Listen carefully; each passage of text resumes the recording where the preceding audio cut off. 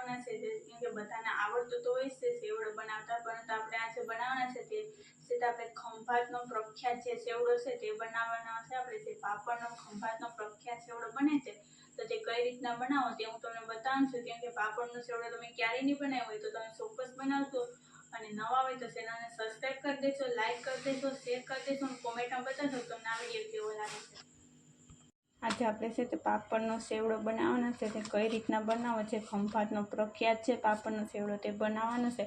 તો અહીં આપણે તે બનાવવા માટે થઈને અહીં આપણે છે તે આ પાપડ લીધા છે. અહીં આપણે છે તે 3-4 આપણે પાપડ લીધા છે. તે મરીવાળા પાપડ આવે છે તે આપણે લીધા છે. તો તેને પહેલાં તો આપણે તરવાના છે. હવે તમે જોઈ શકો છો તરવા માટે તેલ ગરમ થવા મૂકી દીધું છે.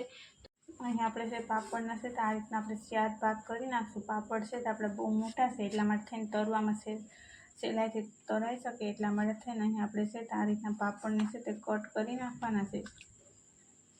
આ રીતે એટલે છે તો આપણે આસાનીથી છે તેને આપણે છે તે તરી શકીએ એટલા માટે થઈને આપણે આ રીતના તમે જોઈ શકો છો આ રીતે આપણે બધા છે તે પાપડને કટ કરી નાખીએ.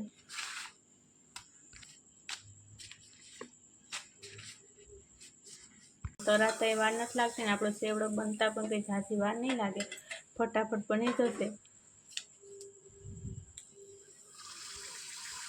અને પાપડ છે તે તરાઈ ગયા છે એકદમ તમે જોઈ શકો છો. તો હવે છે તેની અંદર હવે આપણે છે તે તરવાના છે. તે અહીં આપણે છે તે લીધા છે શીંગના દાણા લીધા છે તે, અને અહીં આપણે છે તે ભૂંગળા આવે છે મતલબમાં તે આપણે ભૂંગળીયું છે તેને તરી નાખવાની છે. તો તેલ આપણું ગરમ છે ક્યાં તેને તરી નાખીએ. અહીં તેલ આપણું ગરમ છે તો તેની અંદર જ પહેલાં તો આપણે છે તે શીંગના દાણા નાખી દઈશું આ રીતે, અને તેને તરાવા દઈએ. કેમ કે તે તરાશે એટલે આપણે ખબર પડી જશે. આપણે હલાવતા જઈશું આ રીતે, અને ઝારાની મદદથી છે તેને આપણે કટ કરવા આપણે તેને કાઢવાના છે આ રીતે. કેમ કે જો તમે સમસાની મદદથી કાઢો છો તો છે તે સરખા નથી નીકળતા. અને આ રીતના છે તે ફૂટે છે એટલે આપણા છે શીંગના દાણા છે તે પરફેક્ટ છે તે તરાઈ ગયા છે. તો તેને આપણે છે તે એક પ્લેટમાં કાઢી લઈશું આ રીતે. કેમ કે પહેલાં આપણે છે ત્યાં તેની અંદર સેવડામાં નાખવા માટે થઈને અહીં આપણે બધી વસ્તુ છે તેને આપણે તરી નાખીએ છીએ. તરવાની છે તેને આપણે છે તે શેકવી પડે એમ હોય છે કે વઘાર કરવો પડે તે આપણે કરી નાખશું. અને આ જ રીતના છે કે તમે કોઈ પણ વસ્તુ છે તમે સેવડામાં નાખી શકો છો. હવે છે તેની અંદર આપણે છે તે ભૂંગળીયું છે તે પણ આપણે તરી નાખવાની છે આ રીતે. કેમ કે ભૂંગળીયું છે તે થોડીક હોય છે તો પણ છે તે ઝાઝી થઈ જતી હોય છે. અને તે આ બાળકોને માટે છે બધું છે તે સારો ઘરે બનાવેલો હોય છે. તો હવે તેને આપણે આ રીતને એક પ્લેટમાં કાઢી લઈશું તે ભૂંગળાને પણ આ રીતે.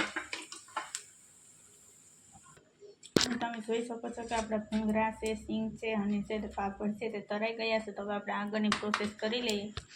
અહીં તમે જોઈ શકો છો કે આપણે તપેલી લીધી છે તેની અંદર આપણે છે તે 1 થી 2 ચમચી જેટલું તેલ નાખ્યું છે. હવે તેને આપણે ગરમ થવા દઈએ.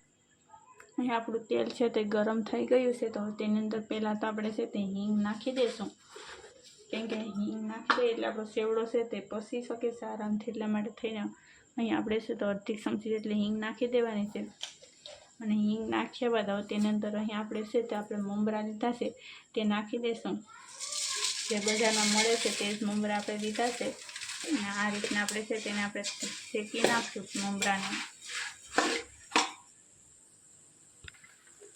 તમે જોઈ શકો છો કે આપણા મમરા છે તે સારી રીતના છે તે અહીં છે તે શેકાઈ ગયા છે. તો ગેસને હવે આપણે ઓફ કરી દઈશું અને તે નીચે ઉતારી લઈએ. મમરાને આપણે છે તે નીચે ઉતાર્યા બાદ મોટા વાસણમાં નાખી દેવાના છે આ રીતે. હવે તેના આપણે મસાલા કરવા માટે થઈને અહીં પહેલાં તો આપણે છે તે મીઠું એડ કરી દઈશું. કેમ કે મીઠું આપણે થોડુંક જ નાખવું પડશે 1/2 ચમચી જેટલું. કેમ કે પાપડ એ ખારા હોય છે, ભૂંગળા પણ ખારા હોય છે એટલા માટે થઈને. અને હવે તેની અંદર આપણે હળદર નાખવાની છે. તે અહીં આપણે છે તે 1 ચમચી જેટલી હળદર નાખી દઈશું આ રીતે. અને હળદર નાખ્યા બાદ હવે તેની અંદર અહીંયા આપણે આવે છે જે ચાટ મસાલો કહેવામાં આવે છે તે આપણે નાખી દઈશું. તેની જગ્યાએ તમે જલજીરા પણ નાખી શકો છો. આ રીતના તે આપણે 1 ચમચી નાખી દીધો છે. ને હવે આપણે છે તેના અંદર નાખવાનો છે તે છે આપણે જે આમચૂર પાવડર આવે છે તે આપણે નાખી દઈશું. 1 ચમચી જેટલો આ જે આમચૂર પાવડર આવે છે પેકેટ તે જ આપણે દીધું છે કે તેનાથી આપણા મમરા છે તે એકદમ ખટ મીઠા બને છે. એટલા માટે થઈને હવે તેની અંદર આપણે લાલ મરચું આવે છે તે પણ આપણે નાખી દઈશું. જો બાળકોને ખાવાનું હોય છે એટલા માટે થઈને આપણે લાલ મરચું છે તો થોડુંક જ નાખવું રીતે.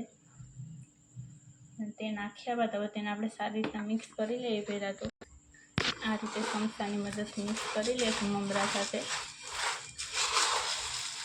કેમ કે આ પ્રોસેસ છે તે ગરમ હોય છે ત્યારે જ કરવું. મમરા ગરમ હોય ત્યારે જ કરી એકદમ છે તે એકસેપ થઈ શકે છે મમરામાં. અહીં આપણે છે તો બધી મસાલો છે તે સરસ મજાનો મિક્સ થયા બાદ તેની અંદર અહીં આપણે છે તે ખાંડ છે તે પીસી કરી લીધી છે તે નાખવાની છે. તેનું પ્રમાણ છે થોડુંક વધારે રાખવાનું, કેમ કે આપણે બાળકોને છે તે નાસ્તા માટે થઈને આપણે બનાવતા હોય છે તો તીખા ઓછી રાખવાની, એટલે છે બાળકોને ભાવે પણ અને ખટ મીઠા બને. કેમ કે આપણે આમચૂર પાવડર નાખેલો છે એટલે ખટ મીઠા જ બનવાના છે. હવે તેને આપણે સારી રીતના મિક્સ કરી દઈશું આ રીતે.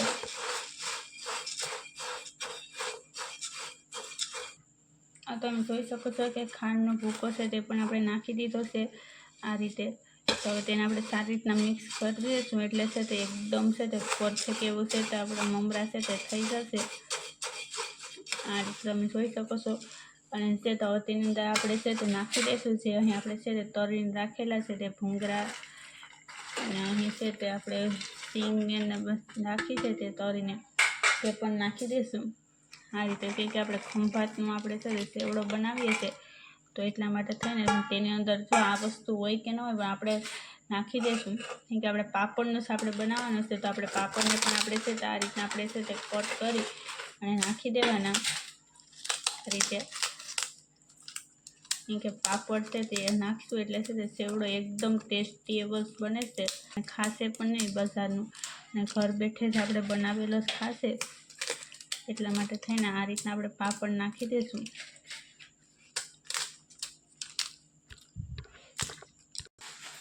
તમે જોઈ શકો છો કે આપણે પાપડ પણ નાખી દીધા છે. તો હવે તેની અંદર આપણે છે તે સેવ નાખવાની છે. કેમ કે સેવ છે તે પણ આપણે છે તે જાડી આવે છે તે સેવ નાખવાની. અહીં તમે જોઈ શકો છો કે આપણે છે તે આ રીતની સેવ જાડી આવે છે તે સેવ લીધી છે તે નાખી દઈશું. પછી જ આપણે છે તે સારી રીતે મિક્સ કરી લઈશું.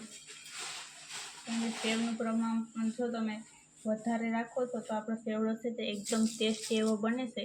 આપણે મિક્સ કરી લઈશું આ રીતના હલાવીને. ઉપર નીચે કરશું એટલે બધા છે તે ભૂંગળા અને સેવ ને બધી એકસેપ થઈ શકે છે સારી રીતે પાપડને. તમે જોઈ શકો છો કે આપણો સેવડો છે તે એકદમ પરફેક્ટ એવો બની રેડી થઈ ગયો છે બધી મસાલા સાથે. અને છે તો તેને આપણે એક પેલામાં કાઢીને તમને બતાવું છું કે એવો સરસ મજાનો સેવડો બન્યો છે. કેમ કે જોતા છે તે બાળકો છે તે ખાવા માંડી જાય છે તેવો જ આપણો સેવડો છે તે બની ગયો છે આ રીતે. નવા હોય તો ચેનલને સબસ્ક્રાઈબ પણ કરી દેજો. કેમ કે આ રીતના તમે છે તે બધું મિક્સ કરીને સેવડો બનાવો છો તો એકદમ પરફેક્ટ અને એકદમ છે તે બજાર જેવો જ બને છે. નવા હોય તો ચેનલને સબસ્ક્રાઈબ કરી દેજો, લાઇક કરી દેજો, શેર કરી દેજો અને કોમેન્ટમાં બતાવશો કે તમને આ વિડીયો કેવો લાગે છે. તેને તમે ચોક્કસ બનાવશો. જે ખંભાતનો સેવડો પ્રખ્યાત છે તે અહીં આપણે બનાવીએ છીએ તે રીતના તમે પણ ચોક્કસ બનાવજો. તે બધાનો ફેવરિટ બની શકે છે. અને ન હોય તો ચેનલને સબસ્ક્રાઈબ કરવાનું ભૂલતા નહીં.